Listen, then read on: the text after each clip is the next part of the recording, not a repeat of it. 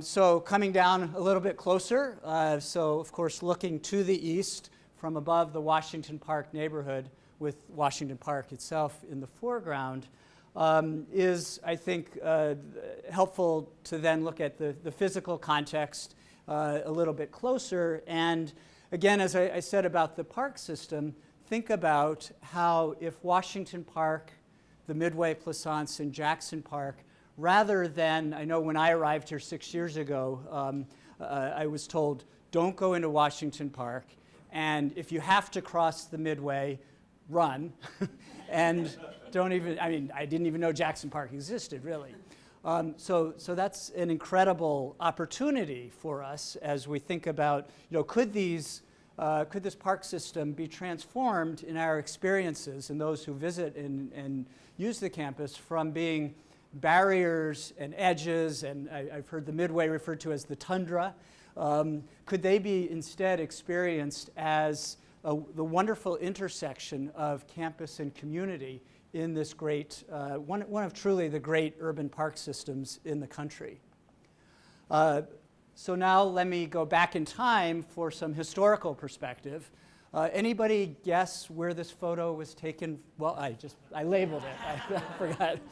Okay, so 1893, the World's Columbian Exposition, bringing millions of people to the south side of Chicago, same time as the University of Chicago was starting. So two incredibly ambitious projects, within feet of each other, clearly within view of each other. That's Cobb Hall and Gates and Blake, as seen from the top of the Ferris wheel.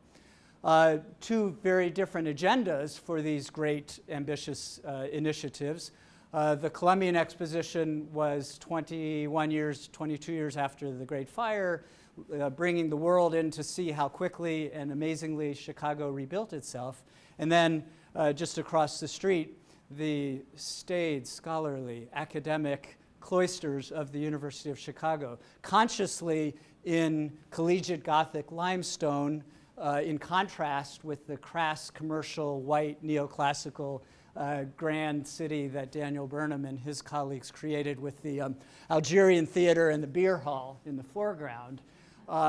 So the University of Chicago, architecturally as well as from a planning perspective, the founders basically said, we want to be, this is the land we have, we want to be near everything that's going on here, but we really want to keep out the distractions of the outside world.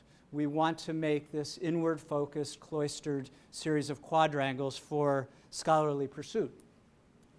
What that has, and by the way, when William Rainey Harper, the founding president, when the campus began, so ground broke 1890, opened in 1892, decided to have no opening festivities, lest anybody would think that the Collegiate Gothic hadn't been existing here for hundreds of years already.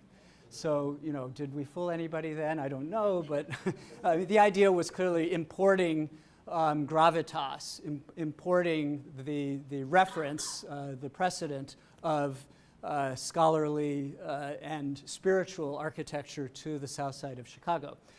So the quadrangles to Crossroads, the quadrangles then by definition were intended to be very much inward focused, excluding the outside. That's not where we are today, and so some of the initiatives underway are clearly to try and enhance what we love about the quads, but make ourselves more open and engaging overall.